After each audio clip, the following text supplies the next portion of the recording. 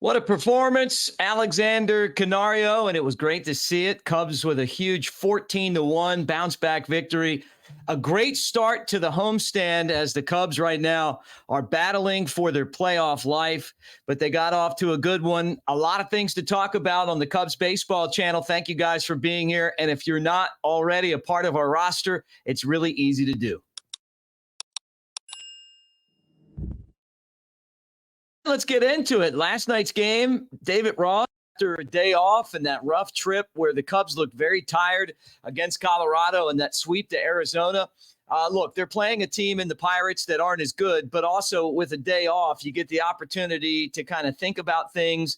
And last night against the Pirates, after a long rain delay, the Cubs came out, and one of the guys who took the field, well, actually the DH spot, was Alexander Canario. He was called up in September for the September call-ups. He was the guy. And we thought, well, it'd be Pete Crow Armstrong, but, Hollywood Pete Crow Armstrong, PCA, whatever you want to call him, he struggled a little bit in Iowa, and it was Canario, the guy that the Cubs got in the Chris Bryant trade, to get the opportunity to the big leagues. But then day after day, he just sat on the bench. And David Ross said in his pregame press conferences a lot that he was going to go with the guys that got him there. We looked at the team and we said, hey, it really appears that a day off here and there may help these guys. The day off obviously did that, but Canario got the opportunity in the DH spot. Maybe it's because Jamer's out with an injury. Maybe it's because Madrigal is now dealing with a back issue. Whatever it is, he got in the game and he proved what all of us knew he could do, and that's he can hit, and he can hit for power, and he's a good ball player. And he had a double and a grand slam, broke the game open for the Cubs, and really just brought that spark of energy that we were looking for moving down the stretch. And the thing that we've talked about is when you look at the teams that the Cubs are competing with, those teams aren't afraid to throw their young players in and let them get an opportunity. And one of you guys said on the message board, you're like, hey, they're not minor leaguers anymore. They're big leaguers once they go to the big leagues. And you are absolutely right. And we have, as the Cubs organization, some of the best players in minor league baseball. It was the young players in 2015 that got everything turned around for the Cubs and then won the World Series in 2016. Yeah, they're going to struggle a little bit. And I know we're talking about coming down the stretch here with, a handful of games left and 5 in this series, 6 on the road to end it. But at the same time, I think you get your best chance to win games by counting on guys like Jordan Wicks and Alexander Canario and Pete Crow Armstrong and anyone else that may be ready to go if you need someone. And there's other guys down there that can play as well. So the Cubs and the Pirates tonight scheduled for 6:40 at Wrigley Field. Cubs fans crazy last night. Great job of making it a home field advantage. Oh, I know. I don't have to tell you that. We already know that the friendly confines are the best in the league, but man, it was pumping last night. And, we're down the stretch, 5 games with teams losing records at home, got to take care of business. And, the reason why is that there's some company. When you talk about the other teams, and there's some games taking place while I'm doing this video. So here's the updated standings right now.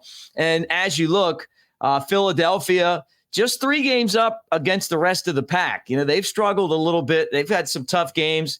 You got Arizona that really played their best baseball against the Cubs. They won that head-to-head matchup. That's why right now they're a half a game up. Now, they play the San Francisco Giants.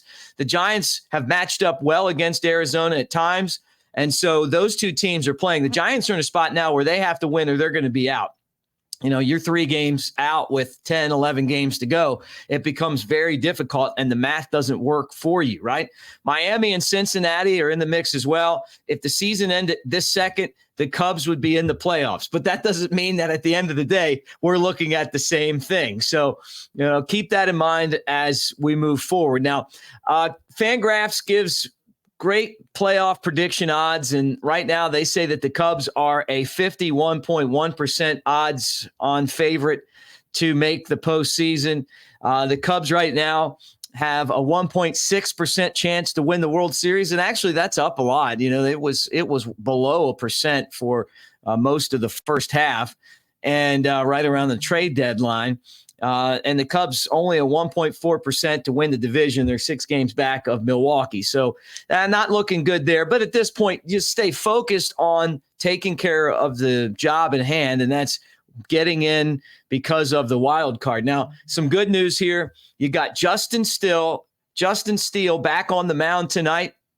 He's the guy that you want in this game. And the reason why is the matchup. This is a tough matchup. This may be the toughest pitching matchup the Cubs are going to have this entire homestand. Mitch Keller, Pirates ace, 12-9, a 4.04 ERA against Justin Steele. Steele had the setback against Arizona, but he didn't pitch poorly. That's the thing you got to remember. Yeah, he gave up 6 runs, but he made a couple mistakes with 2 outs and a couple of men on base. He gave up 2 3-run homers. Just has to get locked back in. The Cubs need him desperately right now. We'll talk about his odds to win the Cy Young later. But they switched the rotation around to get Steele back in there. They took advantage of the off day. So we may see him a couple more times before the end of the season. But this will be his last home start. And it's exciting tonight to watch the Cubs and figure out exactly what they're going to do. So that's where we are right now. Again, appreciate all you guys hanging out. The AA Cubs, the Tennessee Smokies, were a 3-1 winner last night in game 1 of the South Division Championship Series. And Cubs fans, you can feel the pain. It's been the second longest drought in the minors since the Smokies have won their last championship, 1978. It was with Tony La Russa was the manager of the team coming up as a White Sox affiliate. Harold Baines was on the team. So you got to figure those guys have had Hall of Fame careers and they're done. I mean, even La Russa retired, came back, and he's done again. So game 2 of that series will be Thursday, and then they'll play again if necessary on Friday. And a lot of the really good pitching prospects, including Cade Horton, who made the start last night in game 1, looked great. 5 innings of just ace-type stuff. And I've got to say that his performance last night really ranks up with some of the best minor league pitchers that I can remember ever seeing. The Kyle Hendricks of the world, Andrew Kashner, guys that came through and dominated at this level. So fingers crossed he gets another opportunity. Thanks again, guys, for being on the Cubs baseball channel. Make sure you check out the Scout podcast with former Cubs scouting director Tim Wilkin and I. We just pushed out episode 12 of the show. We'll try to do these updates, and we really appreciate you guys hanging out with us. And again, like and share, tell everyone about it, and be part of what we're doing here, and go Cubs.